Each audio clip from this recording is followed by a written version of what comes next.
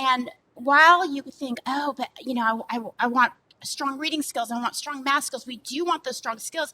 But if these kids are struggling with just even sitting and transitioning and motor planning and getting along with others, their brain's not going to be opened up for that higher level learning. And so we're seeing kids post-COVID even struggle with those skills more and more and more.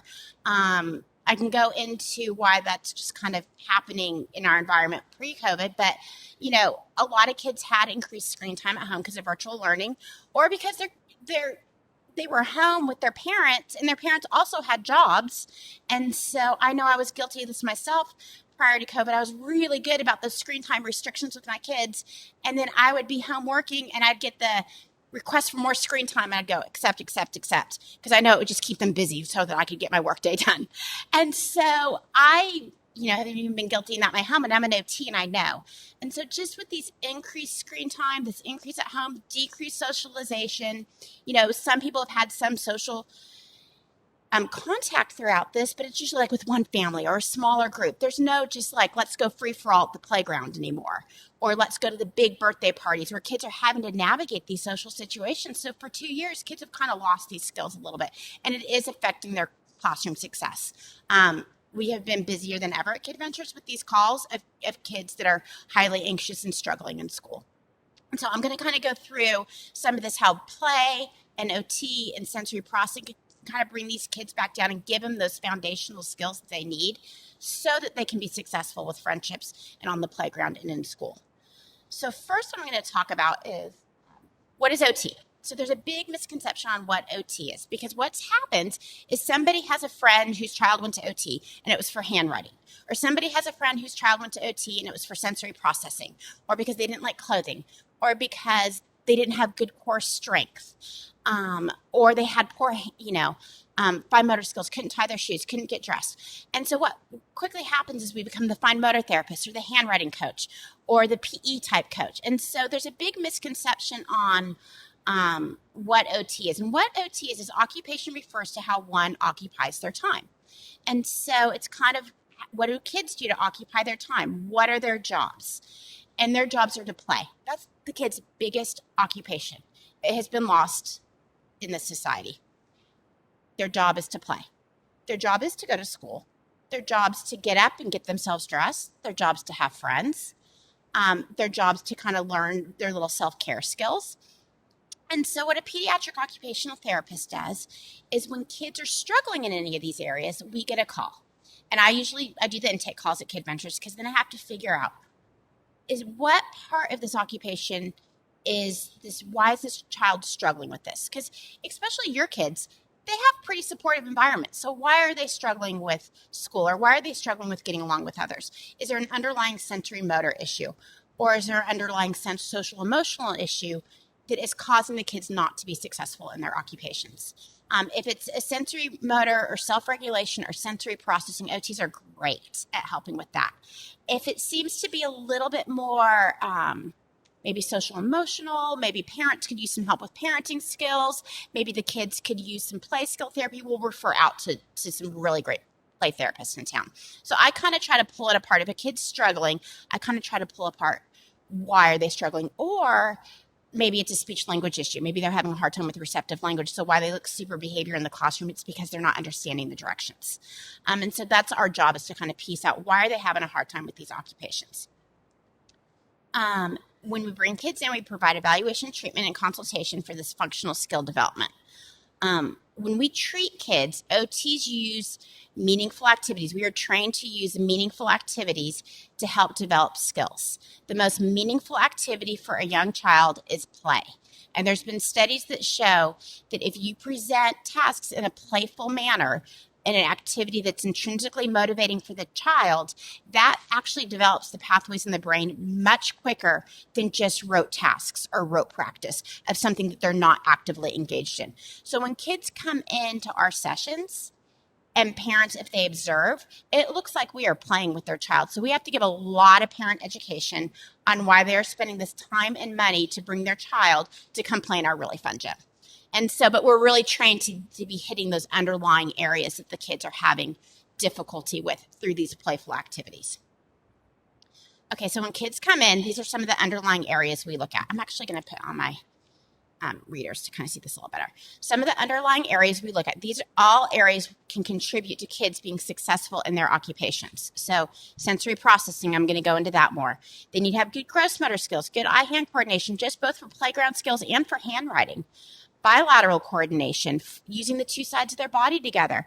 If kids can't skip, a lot of times those kids also, their brain's not telling them to hold the paper with one hand while writing with the other. Fine motor skills. They need to be able to have good hand skill development. If they don't have good hand skill development before you put a pencil in their hand, they're going to have an awkward grasp in their hand. It is going to fatigue when they're writing. So those early fine motor skills, fine motor play, that has nothing to do with handwriting, is extremely important for efficient handwriting when they get older. Muscle tone and postural control. If kids have core weak, muscle tone, they can't sit up in a chair in a classroom. They can't sit up in circle time. They can't navigate the playground with their friends, which then leads to social difficulties. They need to have good balance. They need to have good perceptual skills. So they need to be able to recognize an A is an A, whether it's printed, cursive, or in different fonts. And so they need to have those early perceptual skills, early visual motor skills, good body awareness, attention, arousal, social skills, self-esteem, self-concept, good frustration tolerance. This is a big one. We're seeing a lot of difficulty with frustration tolerance currently. Kids have gotten more anxious and more needing things to be perfect, and they're melting down when they're not. And so that is, you see it in the preschools. I have a middle schooler and a high schooler that go to public school in Lake Travis, and the pressure on them out there and melting down if they don't get an A is incredibly high. I mean, I'm repeatedly telling my 7th grader, it's okay, it's middle school. You're not going to miss going to college because you got a B or a C in a middle school class. They're never going to see it. Yet she's so has to get it done. So trying to instill that when they're early, that they don't have to be perfect at everything. It's okay to make mistakes. That's not going to stop you from going to college. It's not going to stop you from being successful in life. The pressure just gets more as they get to middle school and high school. So to just let it be okay to make mistakes now is huge. We're seeing a lot of stressed out kiddos. So anything we can do to reduce that stress right now is also going to open up their brain to be able to learn more. Okay. So what I said was the child's biggest occupation and their most important job in life right now, especially pre-KK and first, is play. And here's what the American Academy of Pediatrics says about play. They say play boosts social, emotional, cognitive, language, and self-regulation skills. The American Academy of Pediatrics was seeing such a decrease in just free, unstructured play in kids that in 2018, they started recommending to pediatricians to actually write a prescription for play to parents. They should just go home and play with their kids. Stop with the every class starting at age 2 and back to back. They just need to play. They feel it's urgent to reintroduce play and playful learning. And there's a growing body of research that shows that play helps kids learn from important skills. It actually enhances the structures and functions of the brain. So it's not that you're playing and then you got to learn. You are building that foundation for academic success through playing with kids. It increases pro-social behavior and protects kids from toxic stress. Again, everyone is so stressed out right now. Parents are stressed out. Kids are stressed out. Teachers are stressed out because they have a lot of pressure on them from bringing these kids back that haven't been in the classroom for 2 years. And so anything you can do to reduce toxic stress. I know when my kids were younger and they'd want to go play, they're too old. They're older now, so they don't necessarily. Actually, we went out and played with a volleyball last night with my 7th grader. I came home from work. I was stressed. She wanted to go do this. I wanted to kind of read these reports that I had done. And I was like, you know what? I'll go with you. And we came back in the best mood. Play reduces stress, even for adults. Educators, pediatricians, and families should be advocating for this and protecting unstructured play both at home and school. The unstructured there is huge. We tell kids how to play. We tell them what to play. We tell them what the rules are. If they're having a conflict on the playground, we fix it for them. There's no unstructured play. Kids learning from playground politics. Kids motor planning how to go down a slide 5 different ways because they've been told they can only go down the slide this way because it's safe. Kids need to be able to have that freedom. We had it when we were little. One example I give is, being out and climbing a tree that's too high and you fall out of it. When I was younger, I'd be like, ooh, I better not tell my mom. that I climbed that tree and fell out of it. And because she certainly wasn't going to be like, oh, honey, are you okay? Don't climb that tree again. Here's a bandage. Here's this. No, she was going to be mad at me for climbing that tree. So you kids figure it out. And then I figured out, oh, that's too high for my body awareness. So I'm going to go a little bit lower next time. Kids aren't granted those problem solving skills because we're so protecting them and so structuring everything for them today. That playful learning and focusing on building social relationships, it is a huge builder for executive functioning skills. A huge call that we get quite a bit is that the kid is really smart, but they can't organize their assignments. They can't get their backpack unpacked. They're always forgetting something at school. They can't do the steps for an assignment. This being able to figure out how to play with others on the playground, or the 5 different ways to go on the slide, or is that tree too high, or let's make up a game and make up the rules. Those are foundational skills for being able to pull a project together later in school. You have to grant the kids that freedom to develop those executive functioning skills. So one of the things with skill development and development of play, this is the list that I've gathered from different research articles that is huge. It's a huge influencer on executive functioning skills, which we just talked about, social emotional skills, playground politics. It's not always fair. And how are you going to handle that? And how are you going to handle when somebody's bossy or breaking the rules without an adult to intervene? Those are early skills that kids need to develop. The development of language and cognitive skills. It decreases stress. Like I said, last night I was like, no, I don't have time for that. We went and hit the volleyball for 30 minutes. 30 minutes, that was it. We all came back in such a better mood. It improves academic skills. There's such a push for early academic learning. Being able to play and knowing how to play increases brain function. Improves self-regulation, and a huge improvement on sensory motor development, which I'm going to go into more detail in a bit. So why has there been a decrease in play? Definitely there's been a decrease in recess time. I don't know what the recess time is here, but I know in public schools, it's very minimal. You guys have recess. That's awesome. And you guys also have physical education every day. That's incredible. So it was every third day in Lake Travis public schools. At lunchtime, they weren't really allowed to talk to each other because it was too loud. And they had like 15 minutes to eat. And then we'd go out and it was like, I think they had 25 minutes out on the playground. And that started in first grade.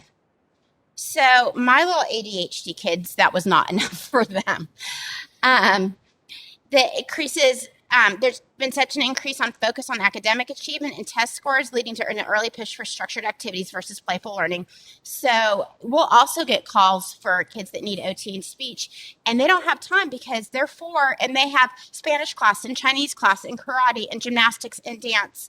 And all these things are going to set them up for success, when really a lot of times these kids that are struggling with school would benefit from just going home and going for a hike on the greenbelt with their mom or dad.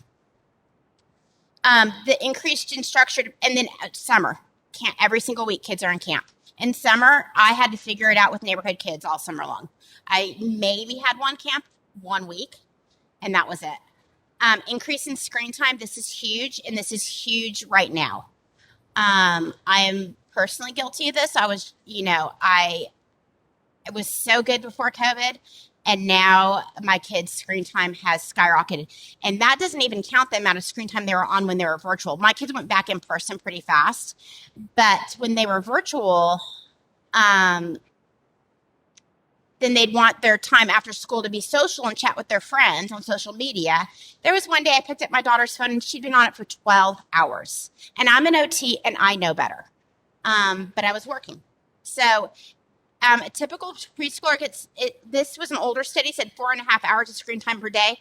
I guarantee that's higher for most every child right now. I guarantee they're getting 6 to 8 hours a day. And then the safety concerns about outdoor play. So another huge thing, and don't leave here saying, oh, she doesn't believe in safety and seatbelts and stuff. I do. But we have our kids so safe and so bubble wrapped that they are not developing their body awareness skills. They're not, and it's affecting their attention. It's affecting their motor skills. It's affecting their strength. So this starts at infancy. You're not allowed to leave the hospital unless they can fit in their car seat. And then you take them out in this car seat and you carry them, and then you carry them to the house, and then you put them to another positioner. And kids are positioned and buckled and safe from the get-go. And so what that happens is kids start being in this little 2-dimensional world right here. They don't have that 3-dimensional space. We definitely don't want anybody getting hurt. So you don't let them climb too high. You let them use playground equipment like swinging on their tummies or going the wrong way up the slide. When we were little, our ride to school in our carpool was the back of a station wagon with 6 kids. And so as we're going to school and they're turning corners and you're seeing who can stay in the middle without falling over with your backpack on, you're developing your body awareness and your balance and your core strength. Kids today don't have those opportunities. Playgrounds are extremely safe. They don't have the metal merry-go-rounds. That was huge for motor planning. Timing when you're going to jump on that spinning metal merry-go-round so that you don't get like sucked under and hurt was huge. Kids don't have that today. So while, yes, it's good that there's a safe environment, we have our kids so bubble wrapped and so protected that they are not developing their body awareness or their vestibular system. And really it's affecting their attention to task, because what happens then, they're not getting it outside the classroom. So then they come in the classroom and they're like this because they haven't gotten the input they need outside of class. And if you say, well, they're in gymnastics or they're in karate, they're really in physical activity for about 20 minutes because they're in line, they're waiting for instructions, they're taking their turns, things like that. So playtime's steadily been decreasing. These are old studies. But really and truly, you guys know, it's really rare to I drive through our neighborhood, which is extremely safe. It's not gated, but most of the neighborhoods out there are. You can drive through the gated ones too, extremely safe. And there's not groups of kids playing. They're all inside. So, when we were little, there was just always groups of kids outside playing. Okay, so what does this have to do with sensory processing and school success? So sensory processing develops the most before the age of 7. It does continue to develop, and it can change. Your brain is plastic until you're 100. But really that raw time for development of sensory processing skills is before the age of 7. And sensory processing occurs through unstructured play and exploration. So you build your body awareness and you develop your senses through playing on a playground, through playing with sensory things, through walking in the grass barefoot, through messy play on your high chair instead of those squeeze pouches, like feeling that messiness. Kids are very clean today too, which is another issue with sensory processing. So sensory processing abilities are the building blocks for learning and academic success. And so what is sensory processing? This is a really complex topic and things. In fact, my staff right now, who all are trained in sensory processing, are taking more extensive training. Angie and I took this 20 years ago, probably now. But where it is 4 5-day courses. So it's, sensory processing is real. It's not this kind of hocus pocus thing. It's research, and it's based on neuroanatomy. It refers to the way that the nervous system receives messages from the senses, quickly organizes and interprets sensory information, and turns them into appropriate motor and behavior responses. So you quickly figure out what to pay attention to, not pay attention to. So the air conditioning's buzzing. And until I was looking for something that was sensory in here, my brain didn't even attend to that because it knows, that's not important right now.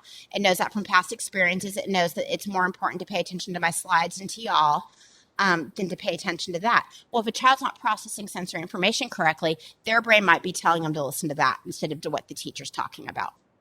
So it happens really quickly. You figure out what to pay attention to, what not to pay attention to, organize it with past experiences, and then produce appropriate behavioral response. An appropriate behavioral response is for me to continue to talk to you instead of going, what's that? What's that? Do you guys hear that? Do you hear that? And be so focused on that. So it happens automatically every day and quickly when you have intact sensory processing. It underlines the development of motor skills, muscle tone, body posture, body awareness, social skills, alert level, and emotional state. All those areas are what we're getting calls for why kids are struggling right now. And so then our job is to dig under and see, hey, is there something sensory going on with these kiddos? Because a lot of times at these younger ages, that's what's going on, is if we can kind of work on their sensory systems, then those other overarching areas improve. It influences the ability to perform daily tasks, successful completion of activities such as playing with others on the playground, walking in a line at school, sitting at a desk, paying attention in circle time, navigating the cafeteria, transitions throughout the day, completing assignments, and getting along with others are all dependent on smooth processing and interpretation of sensory information. If you're not processing this smoothly, a lot of times you're having difficulty in these areas. It provides a crucial foundation for more complex behavior, motor skills, learning, play, and communication.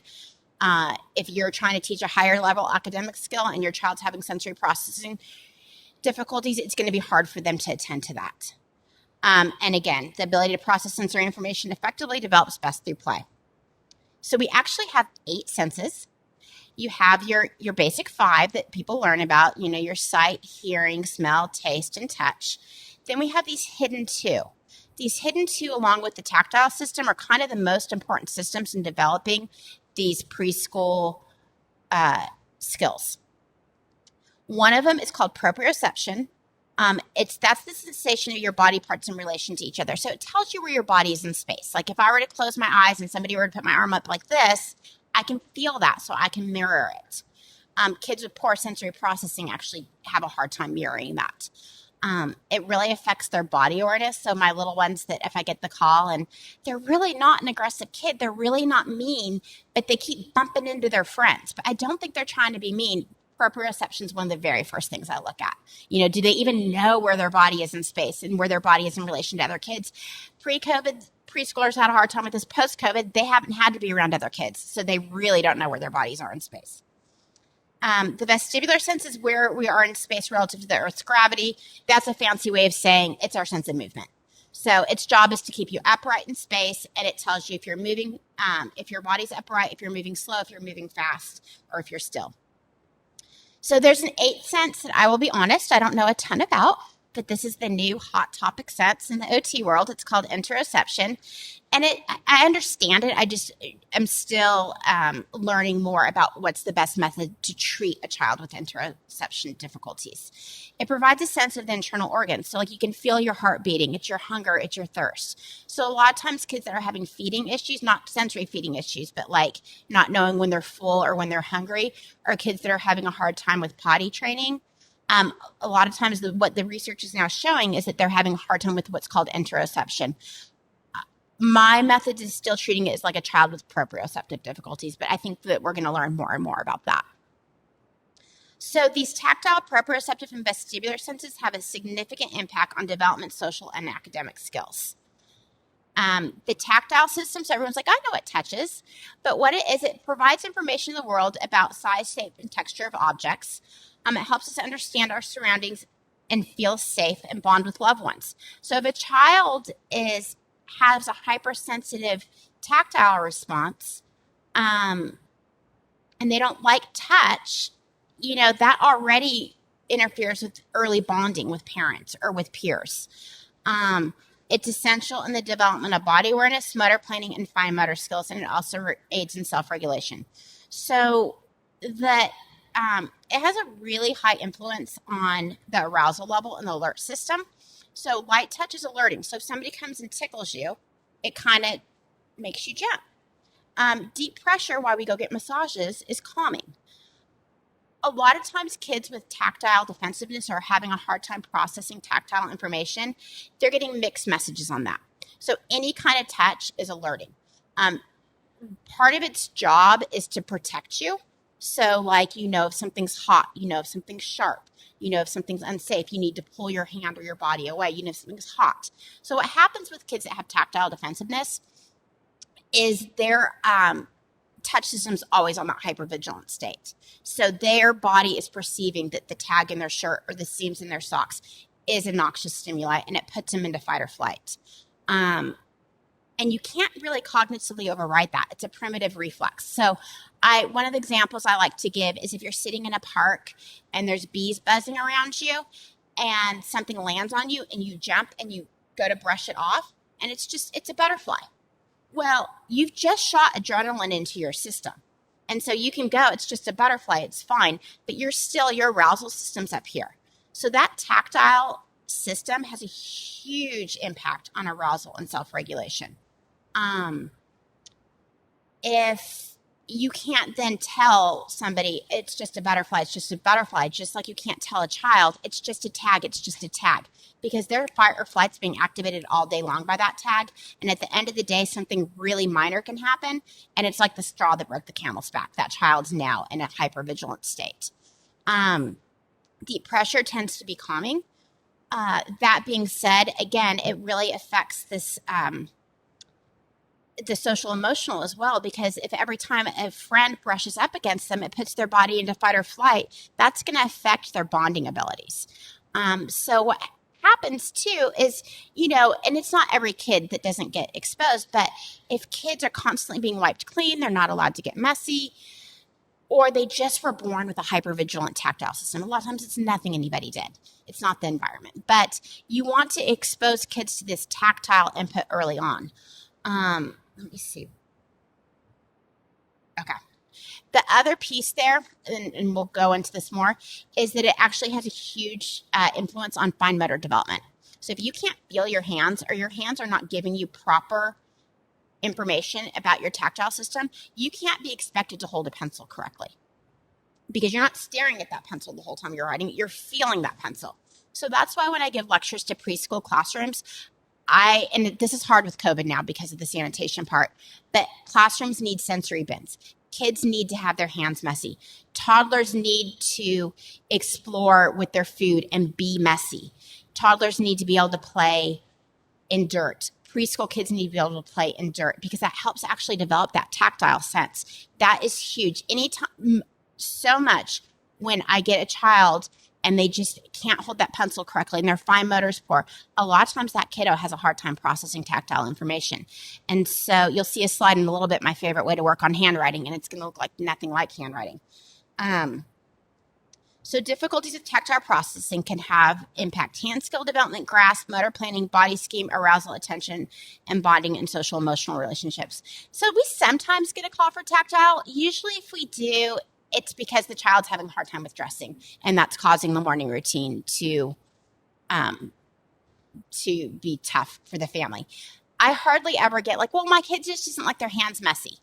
But what I do get is a call for pencil grasp or motor planning or bonding and social emotional relationships, or arousal attention. So one of my favorite ways to work on handwriting is this. These are my kids.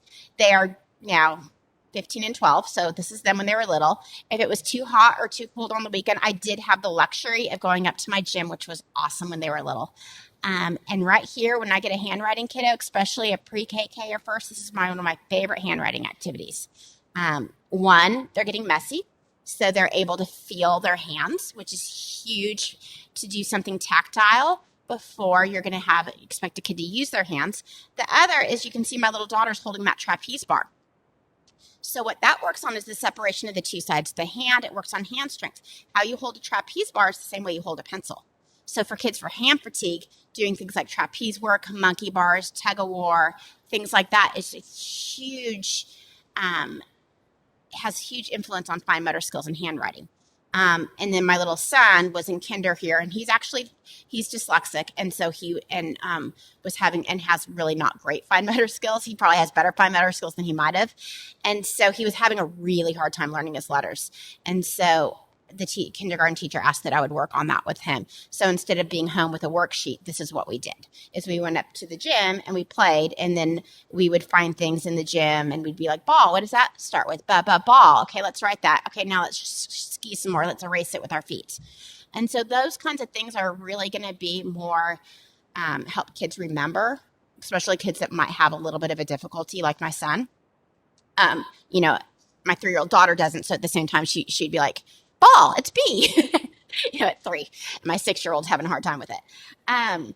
So that is the big thing. So for tactile, the biggest thing is get messy. That affects handwriting. Play in the dirt, the sand, the mud, walk barefoot over various surfaces. Kids rarely are able to go outside barefoot anymore because they might step on something and get hurt. So you want to let them get messy. You want them to walk barefoot. Sensory tables are huge if you can figure out a way to do them with COVID protocols. Shaving cream, glue. If you don't want that mess in your house, I did have the luxury of going up to my gym. You can get like cookie trays, and put like sand or salt in them. That's a great thing to keep your kiddo entertained, like at the table, like while you're getting dinner ready or whatever. You can put shaving cream in there. If you really don't want that mess, you can do shaving cream like on the shower,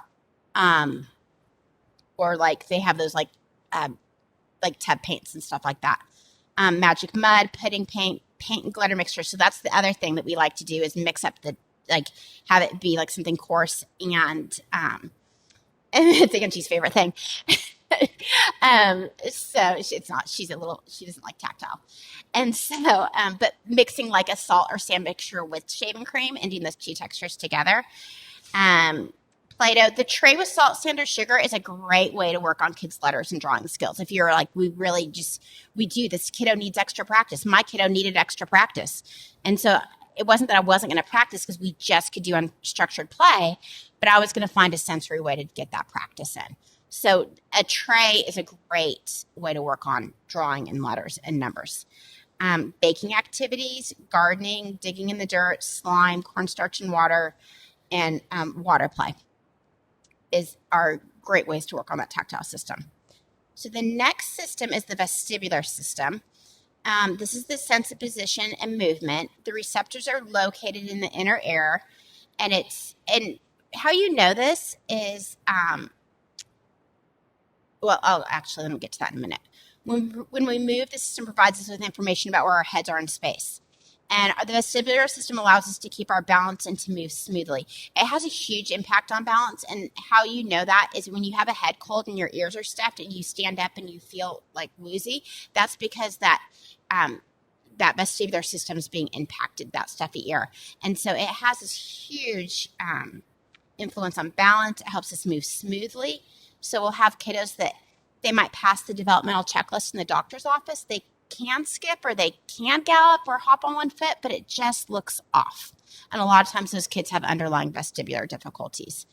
It provides a sense of safety, and it actually has a huge influence on attention, arousal, and emotional as well. So an example I give for this is, how do you calm a baby down? You do it through slow, linear vestibular input.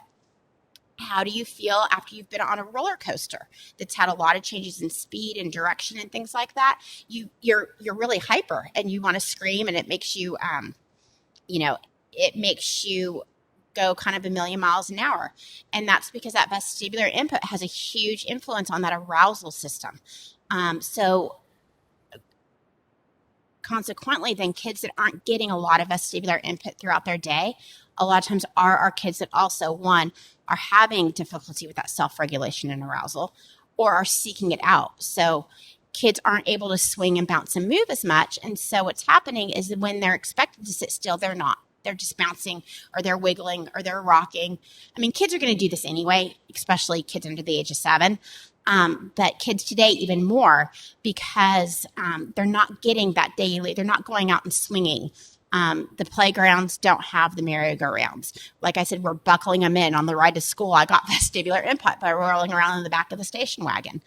Kids today aren't getting that. And so it's not supposed to be a doom and gloom talk. It's just supposed to be a thought of like, well, how can we get them more vestibular input? Because they do need it. It has a huge influence on muscle tone. It actually has a huge influence on bilateral integration as well. So kids, this is where it starts to get more kind of like what we learn in OT school. But kids that have a hard time with things like using their two sides of their body, knowing their right from their left side, crossing midline, skipping, holding the paper with one hand while writing with the other, holding the paper to guide with scissors. A lot of times they also have underlying vestibular difficulties, and it's because it's one of the first bilateral systems that develops in utero. And so if that's off and it's not talking to each other, that's the very earliest foundational skill for the two sides of the brain to communicate with each other. And so a lot of times that those kids that are also having that difficulty will find out oh yeah, no, they don't like to swing, or, oh, they just swing and swing and swing and they never get dizzy, or, oh, they get car sick. So those are what we do when we test kids. We test motor skills, but we give this big sensory questionnaire and we start matching up these sensory systems with these motor skill systems. And we see these patterns repeatedly. Research shows these patterns, but we also see them in the clinic. And so it's just another indicator of we need to get our kids lots of vestibular input. How do we do that? Because you do need to buckle your kids in when they go to school. Kids aren't riding bikes as much to school.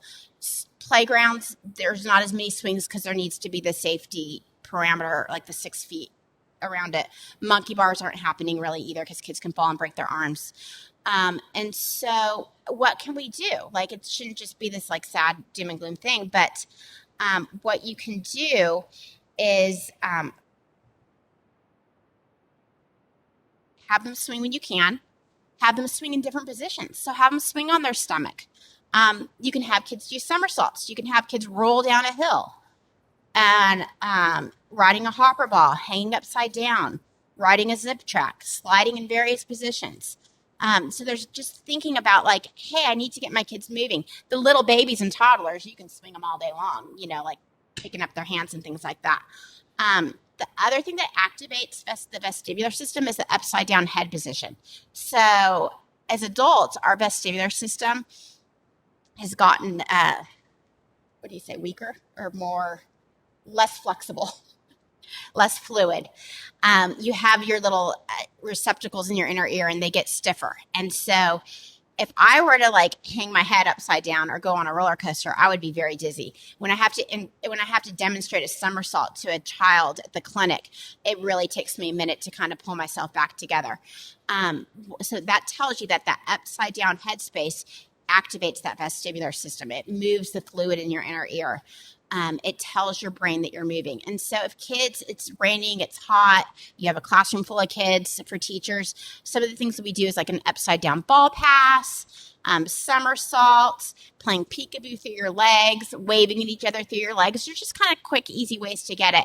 At home, when my kids were little, because they were highly active, I would have them like somersault down the hallway. I'd put one in a laundry basket and tie a rope on it and let the other one pull them around the house. Blanket rides in different positions activates the vestibular system. We don't get to sled very much in Austin, but we did this past winter.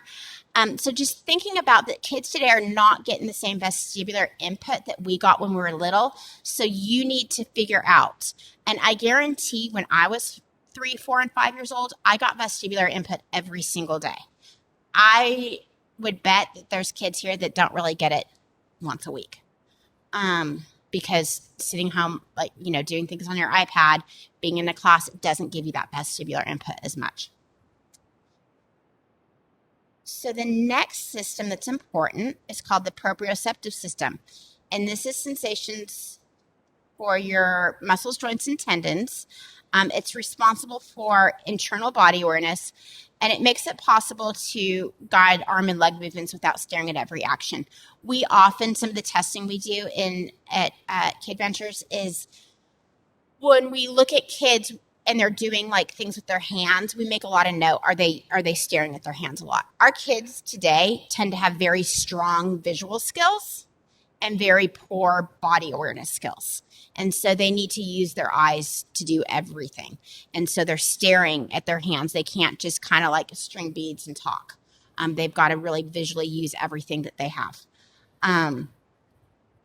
It tells us how much force is needed for a particular task. So preschoolers, their proprioceptive systems, even if they get to play outside all the time, they're not highly developed. So your preschoolers stomp and slam and bump more than the older kids or adults.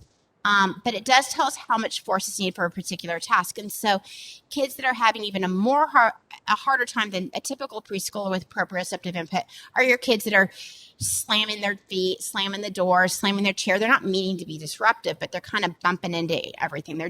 We call it our all or nothing kids. They're either like not doing it or they're doing it 150%.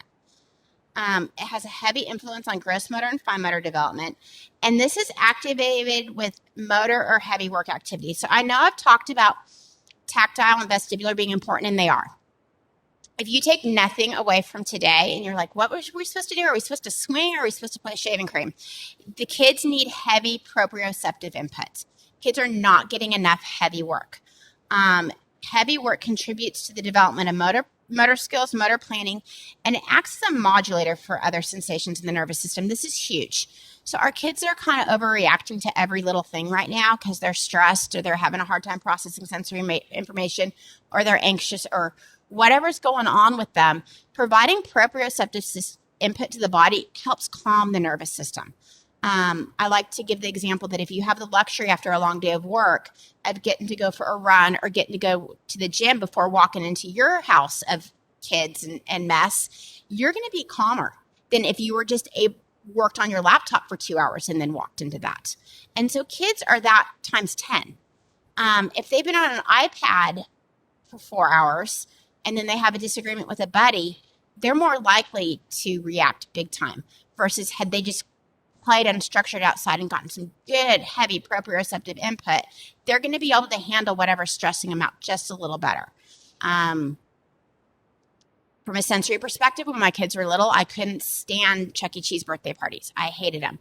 If I could go on a quick run before taking my child to a Chuck E. Cheese birthday party, I could deal with it a whole lot better than if I was like, let me just squeeze in an hour of work really quick. Proprioceptive input calms the nervous system down. Input to your muscles, joints, and tendons calms the system down. It has a heavy influence on gross and fine motor skill development. If you don't know where your body is in space, you're not going to be able to navigate the monkey bars. You're not going to be able to sit in your chair and write with a pencil. You're not going to be able to figure out where you are next to the child in circle time without bumping into them. These kiddos have poor muscle tone. So a lot of our kids right now are having really poor core strength. They haven't had the availability to be able to be on playgrounds with other kids, which is motivating. If you're not able to be social with other kids on the playground, you're more likely to want to be on your iPad. You know, if you're not going to be able to ride bikes with friends, you're going to want to be on your iPad. So kids aren't as active right now. Poor fluidity of movement, poor grading of force, body awareness, ability to play on the playground. We have kids that are social skills calls, and then I get to talking to the parent, and I say, well, how are they on a playscape? Well, they don't really like playscapes. They prefer this. Well, how are they on their bikes? Well, they don't really like to ride their bike. And so that right there is going to limit a lot of their social opportunities, especially for the ages, pre-K, K, and first. Ability to engage in age-level extracurricular activities. We tried soccer, but they melted down. Well, they melted down because it was hard. Arousal attention. This is huge. I know with my own children, one's officially diagnosed with ADHD. The other has it, but she's not diagnosed.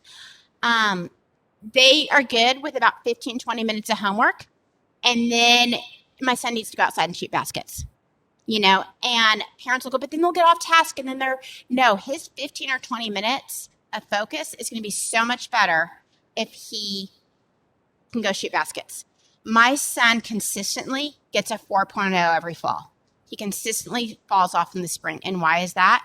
Because he plays something that I don't agree with for concussions, but I finally let into. He plays tackle football. When he is in tackle football, his grades are wonderful. And it's because he is getting the proprioceptive input that he needs. He needs to hit. He's a 15-year-old boy. He needs to hit. His grades are amazing. And they have been ever since I started letting him play in the 5th grade during fall.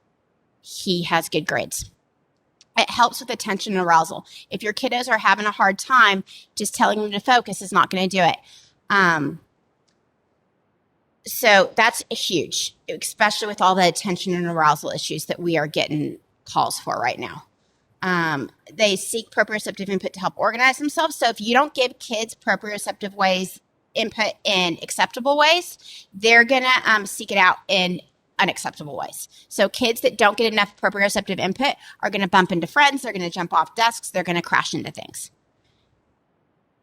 Proprioceptive play. So these are 2 kids that have proprioceptive play. They're climbing and they're jumping. So things playing on the playground, running, jumping, crashing. If it's too hot outside, let them set up pillows somewhere. Let them run and crash. Kids like to crash and they don't like it just because it's fun. Their bodies need to crash. Climbing, jumping on a trampoline, climbing trees, moving rocks, digging in a sandbox, riding bikes and scooters, which doesn't happen as much anymore, swimming, hopper ball, building a fort, jumping rope. If you can't do this, especially preschool classrooms, have your kids, bear walk, frog jump, crab walk, bunny hop, crawl. My kids, when I would call them to the dinner table when they were little, this is how we would get there. To go put pajamas on when they were just so revved up. And I was just trying to, that nighttime rev, I'd have them snake crawl to go take their bath. You can play red light, green light. Mother May I Simon says real quick if you can't get outside and do a whole thing. I'm kind of rushing a little bit now. 9:30, is that correct? Yeah. Sensory activities. So one thing another take home is that sensory activities can be used to help a child feel just right or calm, alert, and organized. If they are struggling right now, we're getting calls a lot on like, oh, it's anxiety, it's this. And we're kind of back and forth like, is that a play therapist? But do we really want to send them down that play therapy road? Sometimes we do, but sometimes we're like, let's see what's going on with their little sensory system. Let's see if we can just calm them down a little bit. They need movement and input in order to learn, and often more sensory input than adults to stay just right. If you're questioning whether or not your child is getting enough sensory input, the answer is no, they're not. Not in today's society, not with COVID, not with all the access to screens that we have. They're not. When they were littler, it used to be our pediatricians would be like, don't let them have more than an hour of screen time a day. And that was TV. Now it's like, well, don't let them have more than 2 hours. But, does an educational game on the iPad count? Does virtual learning count? Does, me handing my phone real quick while I'm checking out at the grocery store count? Does the car ride count?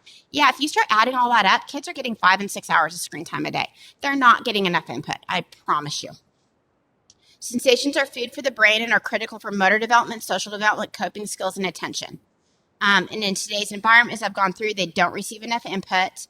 And, we've kind of gone through that. So if your kids are struggling, if they're stressed, if they have poor motor skills, one of the biggest things you can do is play.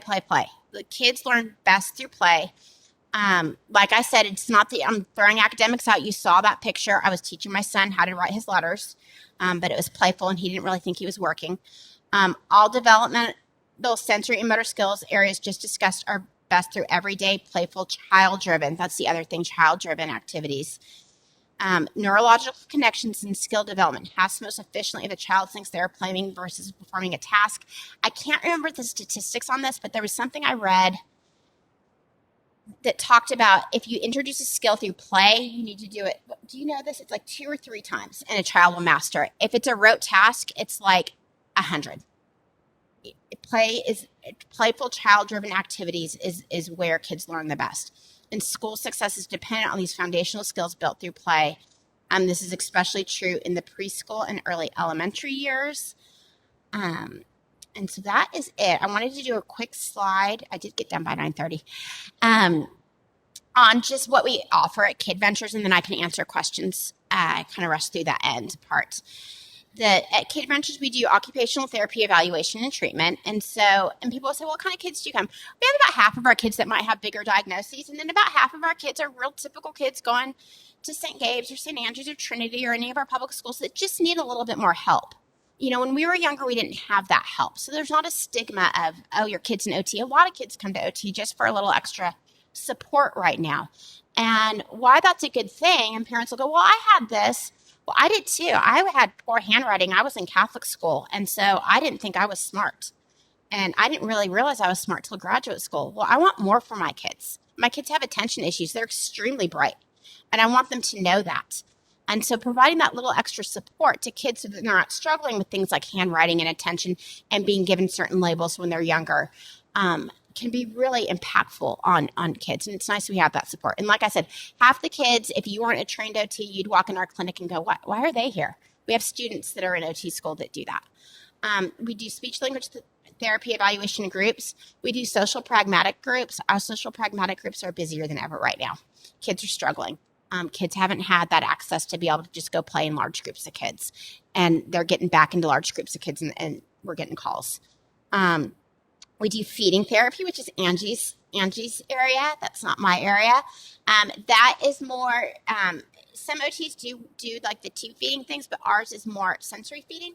So kids that are really sensitive to taste and textures and things like that. These aren't kids that have a really pretty well-rounded diet, but you want them to eat more broccoli.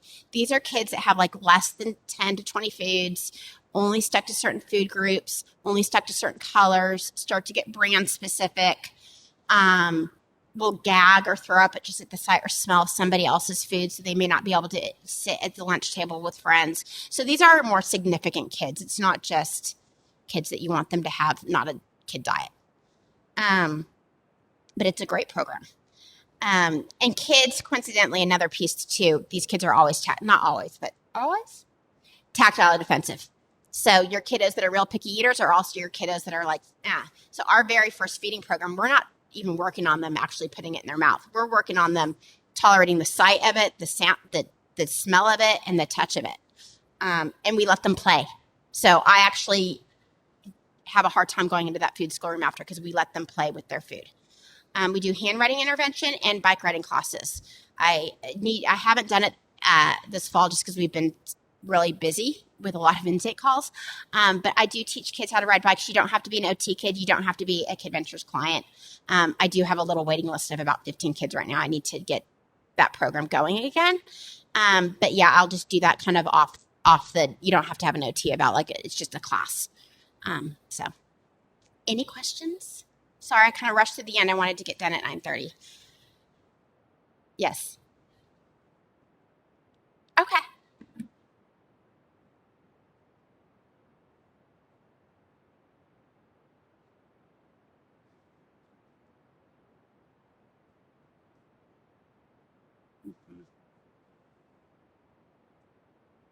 I know. And if you don't early, then are they going to be able to play it when they're 10 and everyone's playing select? Yeah. I know, because we run into that at our house too, and my kids were overscheduled. So I don't have the like pediatrician like formula like this, like, you know, like TV where they're like, oh, less than 2 hours, which it should be 1 hour.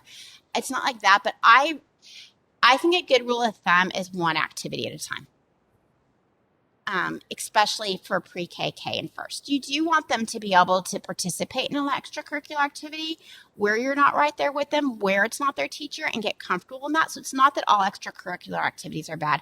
I have 2 select sports players. They played every sport there was. I mean, so I did it. But you just have to then balance, like, when you guys don't have games or practices, go for a hike, go outside, go to the park. But I really think one at a time. Yes.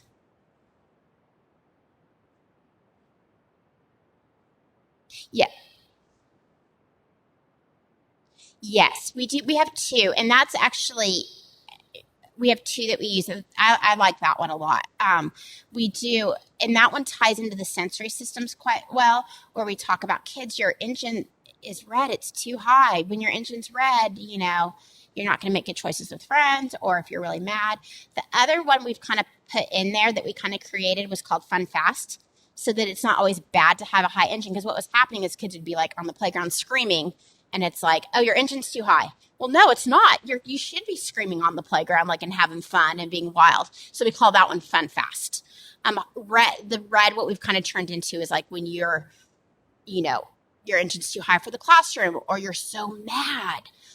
And then what we teach kids is the sensory motor tools of, like, when I'm really mad, if I can go jump on the trampoline 10 times, maybe that'll help me bring me back down to the yellow zone or the green zone. Or if I'm really sleepy, that's the other actually piece I forgot to talk about, the proprioceptive. It also wakes your system up. So if you're really tired and you get to go for a run, you're going to have a good work day. So if kids come in and they're dragging, proprioceptive input is another good thing to kind of wake them up. If they're dragging, you can't get them going in the morning. Could they go outside and jump on the trampoline 10 times before they got dressed for school? That might put them in a really good place. So yeah, we try to get kids to be just right. And we use those sensory tools quite a bit for it. There's the zones of emotional regulation that is used also, our therapists use. Those do have some sensory strategies, but they're more cognitive strategies as well. And so it's a preference. I mean, there's OTs in my clinic that use the zones for little kids. For this little pre-KK first stage, my preference is engine and relating it to sensory.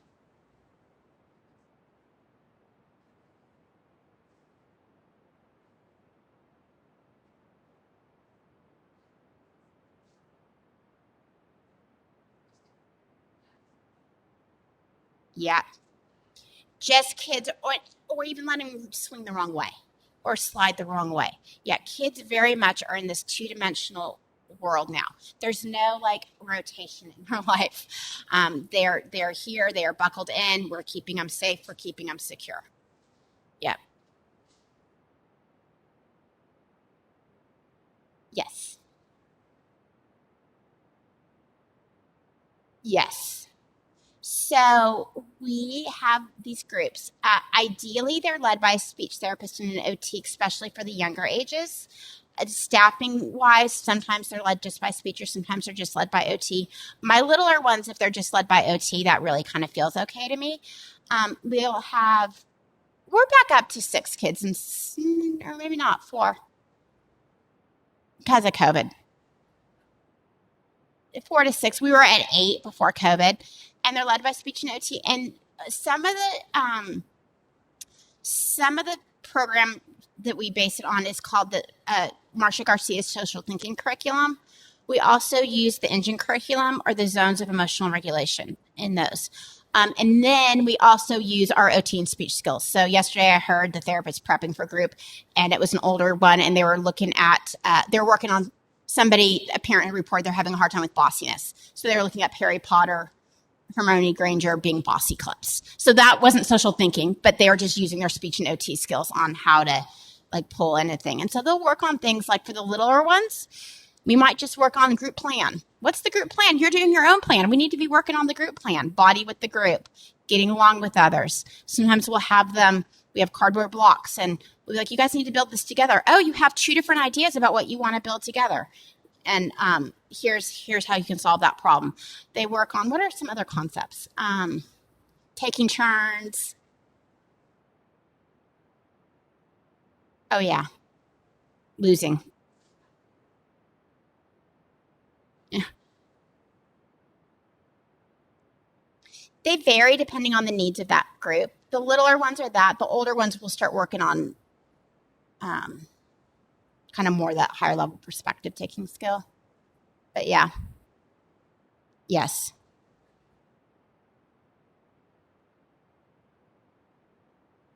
And while that's a really nice thought, and you want all your 4-year-olds to change their behavior because they don't want to make their friend feel bad, the reality is that's not happening.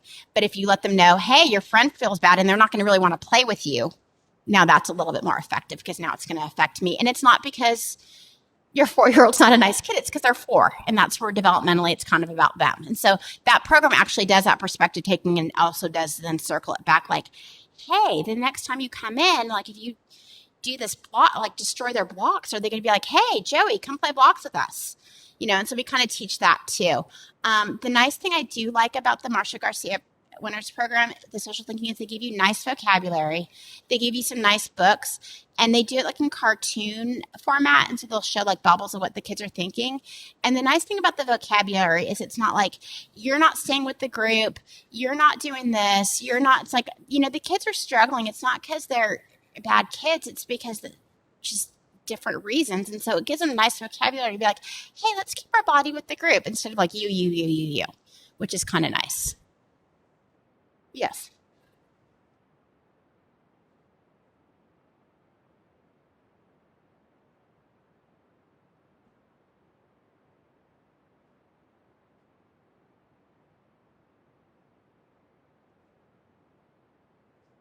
Mm-hmm.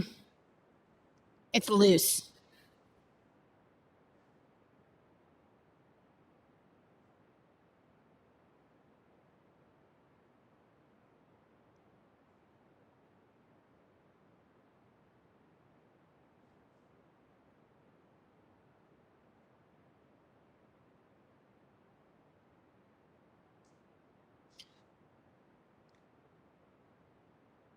Right. It's not as good. And that is a Harry Potter example. I guarantee in August they didn't look at the semester and go, oh, we're going to work on Bossy this week. A parent said, hey, she's lost 2 friends because she's bossing them around. So we need to figure this out. So our therapist met that week and figured out a fun way to address that. Any other questions? Yes.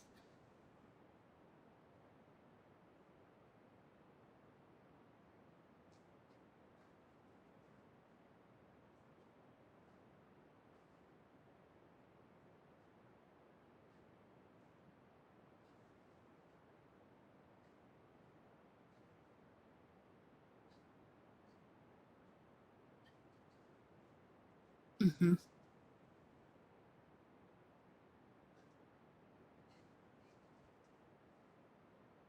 Right.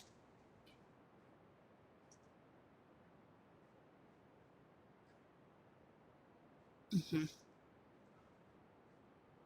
Mm-hmm.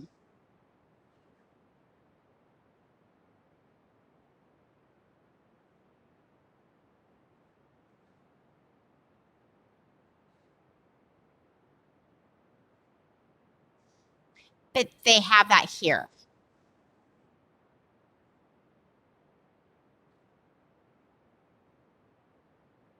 Mm-hmm.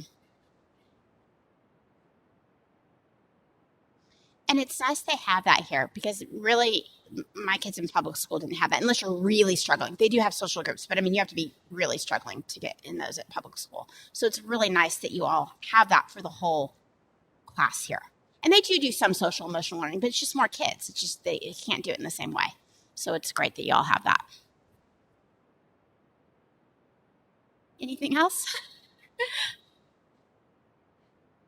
Sure. Thank you so much for being here today. This is so valuable to our community, to each one of us as parents. So thank you immensely for your partnership. We, of course, you, the parents that are here and parents at home, if you have any questions, feel free to reach out to me, your children's teachers, and we can direct you directly to Angie Balmer and Jen Thomas at Kid Ventures. But again, thank you for your time today. And everyone, thanks so much. Have a good day.